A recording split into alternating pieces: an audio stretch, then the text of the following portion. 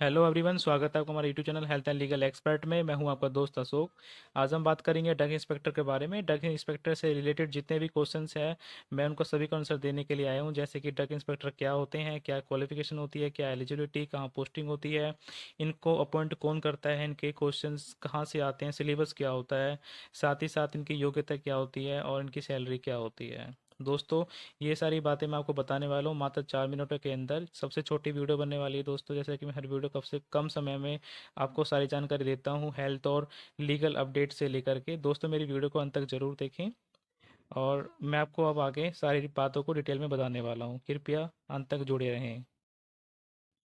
आइए सबसे पहले बात करते हैं ड्रग इंस्पेक्टर कौन होता है।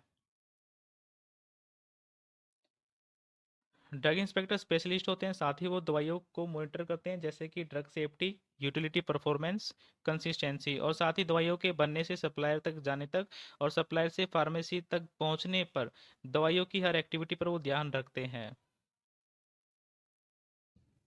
और साथ ही उनका काम होता है कि वो फार्मास्यूटिकल इंडस्ट्री में जो भी एक्टिविटी हो रही हैं, जो भी उनमें गतिविधियां हो रही है, उनको वो एग्जामिन करते हैं, जैसे कि रिसर्च, डेवलपमेंट, डिस्ट्रीब्यूशन, सेलिंग और प्रोसीजर से रिलेटेड जितने भी चीज़ें होती है उन पर वो नज़र बनाए रखते हैं, कहीं फार्मास्यूटिकल इंडस्ट्री में या फिर फार्मास्यूटिकल कंपनियों में कोई गड़बड़ी तो नहीं हो रही है। साथ ही फार्मेसी इंस्पेक्शन की फुटेज लगाई है, जिसमें कि फार्मेसी में दवाइयाँ किस तरीके से लगाई जाती हैं, और साथ ही फार्मेसी में जितनी भी दवाइयाँ फीफो कैटेगरी की तरह लगी होनी चाहिए, जिससे कि दवाइयों को डिस्पेंस करने में कोई दिक्कत ना आए। क्वालिफिकेशन क्या होनी चाहिए डीआई के लिए। डीआई बनने के लिए सबसे पहले 10+2 में उनको फिजिक्स, केमिस्ट्री, बायोलॉजी और साथ ही कम से कम 50% मार्क्स होने जरूरी हैं। और वह जो उन्होंने 12th पास की है वह रिकॉग्नाइज बोर्ड से होनी जरूरी है।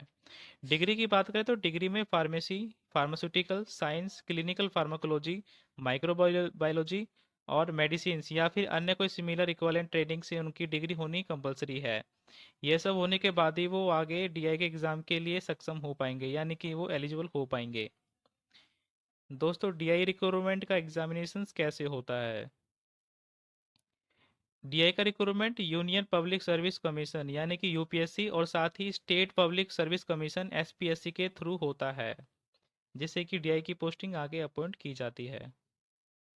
आगे बात करते हैं डीआई एलिजिबिलिटी, यानी कि डीआई बनने के लिए योग्यता क्या होती है।